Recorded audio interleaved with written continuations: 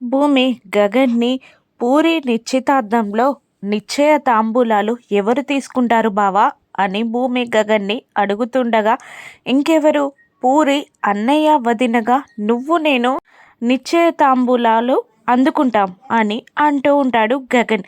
మరి మా తమ్ముని తరపున బావా అని అడుగుతుండగా అమ్మ ఎవరినో ఒకరిని అరేంజ్ చేస్తుంది అని గగన్ చెప్పడంతో ఎవరూ లేని అనాథల అలా ఎవరి చేతనో మా తమ్ముని నిశ్చయ తాంబూలాలని అందించడం ఎలా బావా అని బాధగా అడుగుతూ ఉంటుంది భూమి. అప్పుడు గగన్ మరి ఎవరు తీసుకోవాలని నీ ఉద్దేశం అని అంటూ ఉండగా అది మా అపూర్వ పిన్ని అందుకుంటే బాగుంటుంది బావా అని భూమి భయంగానే చెప్పేస్తుంది. దాంతో గగన్ కోపంగా చూస్తాడు.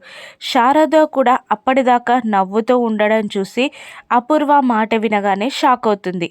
అది కాదు బావా, నన్ను మా అమ్మా నాన్న అదే శివ వాళ్ళ అమ్మా నాన్న కన్న కూతురి కన్నా ఎక్కువగా పెంచారు అంటూ చిన్నప్పటి జ్ఞాపకాలని గుర్తు తెచ్చుకుంటూ ఉంటుంది భూమి. వాళ్ళు నన్ను కన్న కూతుర్లా చూసుకున్నారు. అటువంటిది వాడిని అనాథ చేయడం నాకు ఇష్టం లేదు బావా. వాడి తండ్రి స్థానంలో నా తండ్రిని నిలబెట్టాలన్నది నా కోరిక బావా, నా ఆశ అని అంటూ ఉంటుంది భూమి. భూమి బాధని ప్రేమని అర్థం చేసుకున్న గగన్ సరే అలాగే అని ఒప్పుకొని ప్రేమగా భూమి వైపు చూస్తూ ఉంటాడు గగన్. శారద కూడా గగన్ ఒప్పుకోవడంతో భూమిని సంతోషంగా చూస్తూ ఉంటుంది శారద.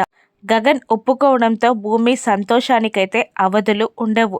నిశ్చయ తాంబూలాలు అందుకోవడానికి అపూర్వ శరత్చంద్ర ఒప్పుకుంటాడా అసలు?